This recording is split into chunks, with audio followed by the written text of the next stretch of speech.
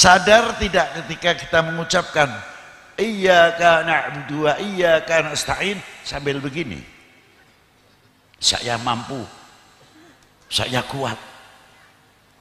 Begitu enggak kira-kiranya?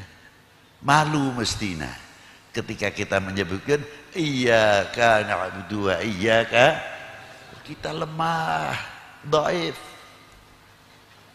Siapa yang paling bisa menolong? Hanyalah Engkau ya Allah. Seandainya dia penyakitan, siapa yang bisa menyembuhkan? Hanyalah Engkau ya Allah. Adapun kita kena penyakit, kita ridho, untuk menambah keridhaan pahala kita ikhtiar. Entah itu minum obat, tapi hati-hati. Jangan sampai kita mempunyai kesyirikan di dalam minum obat atau datang ke dokter. Kalau saya tidak datang ke dokter si A, mana mungkin saya sembuh. Ini bahaya. Jadi maaf saja, kalau mau berbicara syirik, kuburan jadi sasaran saja, jangan. Oh, kalau kita tidak makan, mati. Apa yang menentukan mati hidup? Nasi. Atau yang menyembuhkan penyakit kita ini obat? Mana? Bukan Tuhan. Ikhtiar untuk menemukan, kita kenal kepada yang menyembuhkan. Itu obat-obatan. Ketika kita makan sudah sampai tidak? Kenal kepada yang memberi kenyang atau hanya dapat kenyang?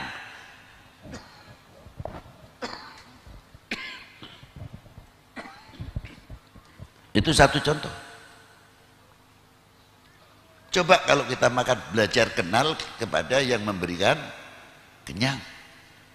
Siapa? Allah wahdahu la syarikalah. Bimbingan, tarbiyah dalam suratul Fatihah untuk kita semuanya. Sudah tahu masalah hal ini? Maka ketika kita menyebut iyyaka na'budu wa iyyaka nasta'in, Allah Ta'ala berfirman apa? Itu milikmu, itu hakmu.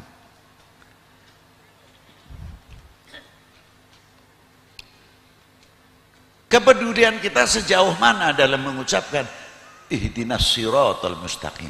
Lafadznya juga pakai jamak, bukan ihdini, tapi menggunakan apa? Ihdina, maknanya aja tunjukkanlah kami jalan yang lurus. Apakah itu untuk pribadi? Peduli antar kita, al-mu'min akhul mu'min, al-muslim akhul muslim. Kalau tahu benar masalah ihdina siratal mustaqim, tidak ada antar muslim itu ribut saja. Tidak ada ikhtilaf, khilafiyah itu kecil. Tapi lebih akrab, lebih menjalin, saling menghargai di antara satu sama yang lain. Sebab setiap sholat kami sadar saling mendoakan. Tunjukkanlah kami jalan yang lurus. Bukan untuk akhirat saja. Tunjukkanlah kami. Mungkin yang dagangannya masih pasar sepi dan sebagainya, atau mengalami problema dalam hidup dan sebagainya. Ya Allah, tunjukkanlah kami ekonomi kami, saudara-saudara muslim kami khususnya, jalan yang beruntung, jangan sampai menempuh jalan kerugian dalam berekonomi. Ketika kita mendoakan, ingat dunia pertanian juga, semua petani-petani kita muslim khususnya, umumnya pada bangsa ini, tunjukkanlah kami jalan yang lurus dalam dunia pertanian, sehingga dengan yang baik kita akan menjadi negara, bangsa yang mempertahankan ketahanan pangan. Bukan sekadar kita bicara tentang ketahanan pangan saja, tapi kita dilambari fondasi dengan tauhid kepada Allah Subhanahu wa taala, karena negara kita itu luar biasa dengan Pancasilanya, dengan apa sila pertama, ketuhanan yang maha. Loh, itu hebatnya di situ. Ikhtiar tetap. Ihdinas siratal mustaqim. Saudara kita yang di rumah sakit mungkin masih sakit, atau dalam sakaratul maut, banyaknya doa kita ini hingga mencapai martabat husnul khatimah, karena doa, tunjukkanlah jalan yang lurus saudaraku yang masih sakit ya Allah.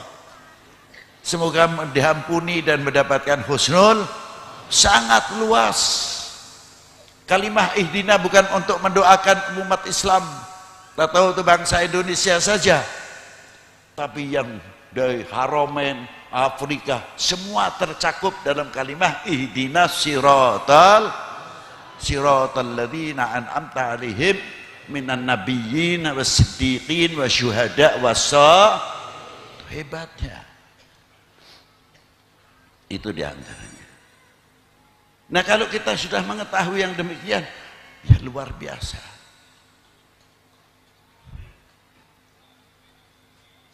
Itu pun di dalam membaca suratul Fatihah tidak bisa kita akan menafsirkan dengan otak hasil kepala sendiri. Harus kita punya guru hingga tahu dan sebagainya. Wudhu pun sama, harus punya guru. Itulah diantaranya kalau kita as-safinatu kal syariatu kasafinah, bahwa syariah itu seperti perahu. Jadi ilmunya kita naik perahu sudah tahu. Apalagi kalau kita kembali at-tariqatu kal bahr. Tariqah itu bagaikan lautan. Mengapa bagaikan lautan? Yang mengantar kita kenal kepada Allah dengan melalui jalur tariqah. Baru kita tahu begitu luasnya kekuasaan Allah Subhanahu. Itu diantaranya. Nanti kita akan ketemu buahnya daripada tariqah adalah mutiara yang luar biasa, adalah hakikat. Apa maksudnya hakikat? Kita menemukan mutiara al-akhlaq wal adab kepada Allah Subhanahu wa ta'ala.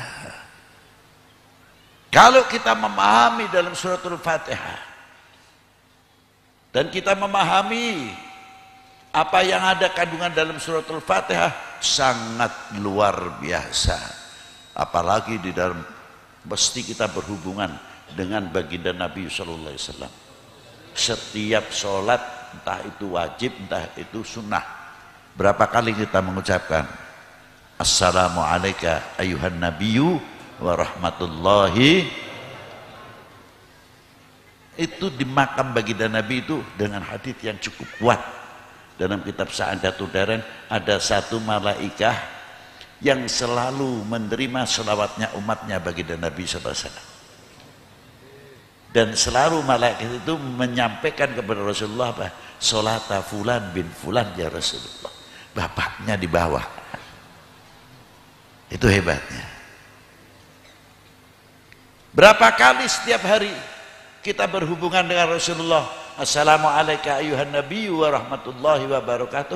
Kita semakin kenal kepada Allah, semakin dekat kepada Allah, semakin kenal kepada baginda Nabi SAW yang menuntun kita kenal kepada Allah Subhanahu wa ta'ala. Kenal benar, malu rasanya.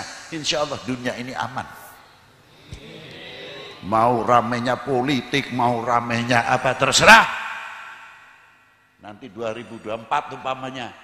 Tapi karena kita takutnya kepada Allah, malu kepada Allah, malu sama Rasulullah SAW, kita tidak mudah menjadi bangsa atau menjadi umat yang terpengaruh oleh hoax dan sebagainya. Tidak mudah kita dipecah belah. Indonesia adalah tetap Indonesia, tidak ada Indonesia dua. Merah putih hanya satu, tidak ada merah putih. Itu. Maka dari itu, mari kita memperbanyak pendekatan-pendekatan diri kita kepada Allah Subhanahu wa ta'ala dan kepada Rasulullah sallallahu alaihi wasallam. Selanjutnya dan selanjutnya dan selanjutnya. Wassalamualaikum warahmatullahi wabarakatuh.